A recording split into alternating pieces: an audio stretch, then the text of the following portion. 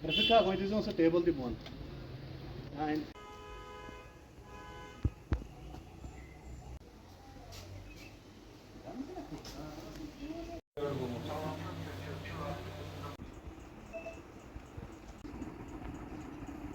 Protection force से additional staff deployment करवाई हुई है। हमारी जैसे नीरू रेंज है और चिराला रेंज है, इसमें काफ़ी ज़्यादा मतलब कि डैमेजिंग ये रेंजेस हैं, काफ़ी सेंसिटिव एरिया हैं। तो इवन हर रेंज में ही एक छोटा यूनिट होता है फॉरेस्ट प्रोटेक्शन फोर्स का। तो मैंने ये डीडी साहब हैं, deputy director forest protection force, उनसे पूरा लाइजन करके, उनसे बात करके हमने फोर्स को डिप्लॉयमेंट पे रखा हुआ है। अब उसमें हमारी डे पेट्रोलिंग तो होती है और नाइट पेट्रोलिंग का भी हमने इसमें प्रोविज़न रखा हुआ है। जो रेंज ऑफिसर्स होते हैं वो जंगल गश्त को मेंटेन करते हैं। और दूसरा जो मतलब कि जिस एरियाज़ में, जिस रास्तों में हमें ज़्यादातर ये चीज़ देखने को मिलती है, वहाँ हम टेम्परेरी नाकाज़ भी लगाते हैं। हमारी जो अपनी चेक पोस्ट हैं वो भी एक्टिव हैं, और टेम्परेरी नाकाज़ हम कहीं ना कहीं लगा देते हैं जहाँ भी हमें लगता है कि डैमेज होने की प्रॉब्लम है। तो अभी क्या है कि रिसेंट ईयर्स में जब हम देखें कि पहले तो ट्रेडिशनल टूल हुआ करते थे, आजकल तो मैकेनिकल कटर्स आ गए हुए हैं जिनकी वजह से काफ़ी जल्दी जो पेड़ है उसको गिराया जा सकता है।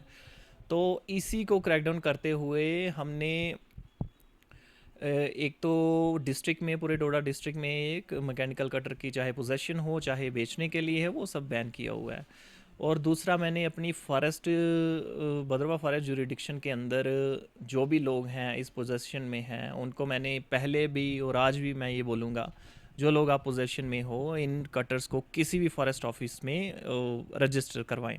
तो अभी अगर मैं 1-2 महीने की बात करूं तो हमने 22 मैकेनिकल कटर्स को तो अभी सीज़ किया है। उसके बाद हमने काफ़ी ज़्यादा, मोर देन 50 केसेस हमने बुक किए हुए हैं, डैमेज केसेस।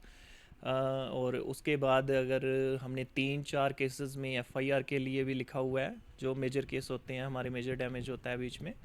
और एक केस में हमें एफआईआर लॉज भी हो चुकी है, और हम इस केसेस को, इन लोगों को रेगुलरली फॉलो करते हैं। इनको रेगुलरली समन किया जाता है, इनकी मतलब कि रेंज ऑफिसर्स में इनकी वो हाजिरी लगाई जाती है। इस तरह से हम इन पे क्रैकडाउन कर रहे हैं।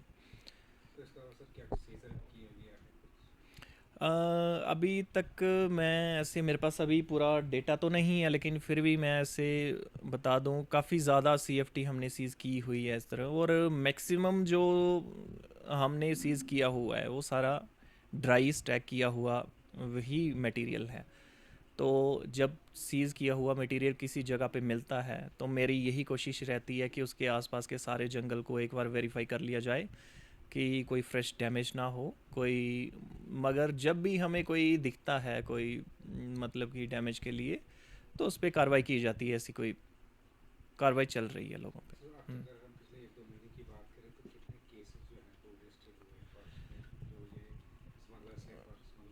अभी अगर हम अप्रैल की बात करें तो 52 जो हमारी फॉरेस्ट एफआईआर हैं, जो 52 वो लग चुकी हैं।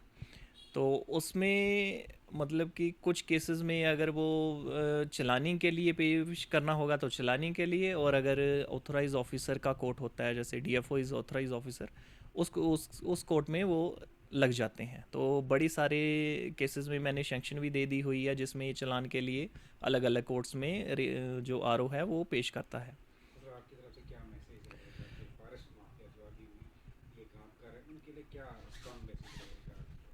हाँ, मैं आपके माध्यम से मैं सभी को ये बोलना चाहता हूँ कि मैक्सिमम जो भी लोग हैं यहाँ पे वो काम मैकेनिकल कटर से ही कर रहे हैं।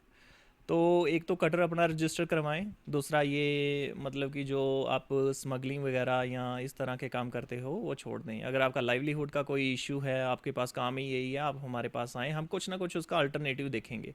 लेकिन ये पेड़ों को काटना मतलब कि ये कोई अच्छा काम नहीं है। इसके लिए मतलब कि भद्रवा में इतने अच्छे पेड़ हैं, इतने अच्छे हवा पानी है आपके लिए, और आप इस तरह के कामों को छोड़ दें। मेरा यही सुझाव रहेगा आपके लिए। हाँ, इस जो भी इलीगल कटाई जो भी होगी, चाहे वो छोटे से लेके बड़ा जितना मर्जी केस होगा, इसमें कोई मतलब कि स्ट्रिक्ट एक्शन होगा, ये मैं आपसे वो करता हूँ, आपको बताता हूँ, उस पर स्ट्रिक्ट एक्शन लिया जाएगा। Thank you so much.